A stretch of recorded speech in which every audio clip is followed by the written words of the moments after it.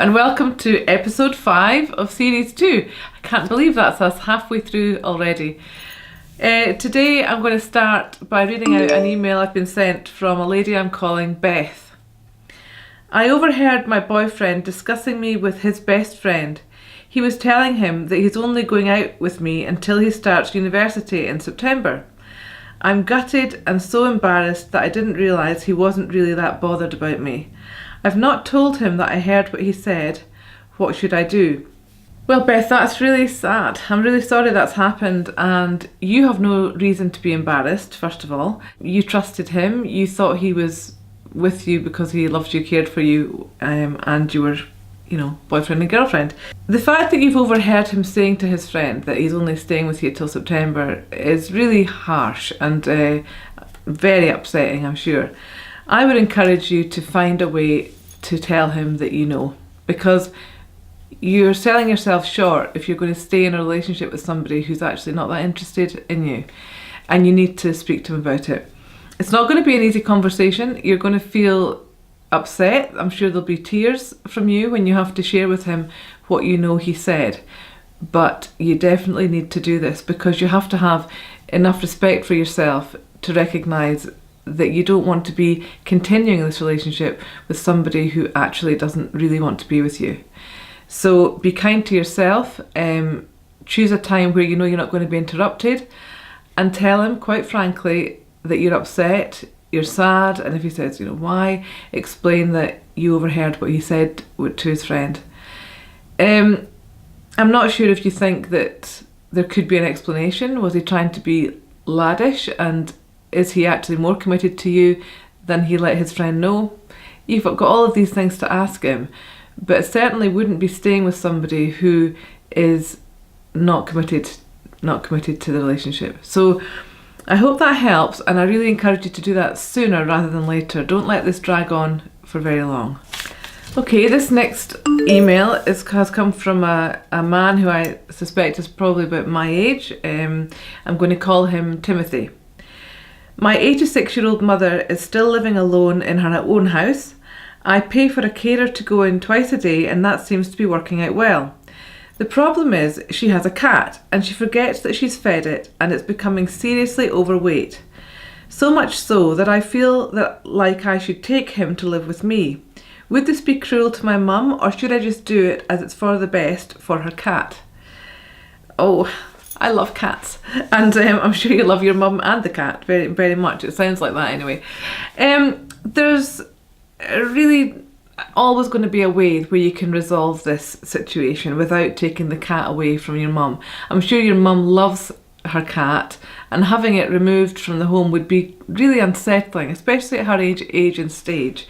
So I would encourage you to find a way to solve the overfeeding problem rather than solving it by removing the cat. So if you've got a carer going in twice a day, you might want to ask the carer to get involved in this and encourage her to feed the cat when she arrives, and perhaps then take the food away. If there's no cat food left in the house, then your mum can't be overfeeding the cat. So get the carer involved.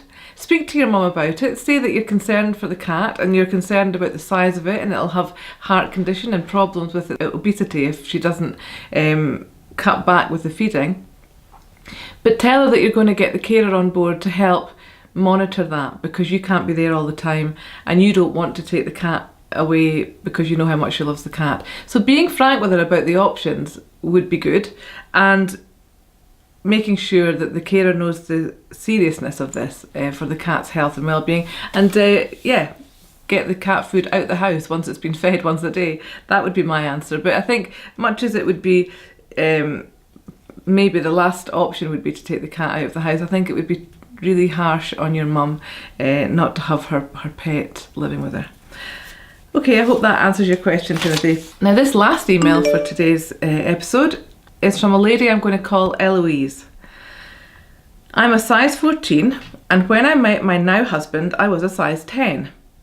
I don't feel ugly or that I'm very overweight, but he has told me he'd prefer me to lose some weight. I was upset when he suggested it at first, and we did have an argument about it. But now I feel bad, as he was just being honest about how he felt. Should I sign up for a diet class or at least make some sort of effort to shed some pounds?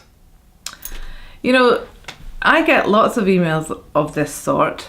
I had one about a lady a few episodes ago whose husband wanted her to have surgery on her breast to enhance the size of her breasts. I get really sort of, combination of frustrated, angry, agitated, kind of depressed actually, that this is still happening in our world and society. If you feel you want to lose weight for your health and well-being, and it's driven by your own personal desire, do it.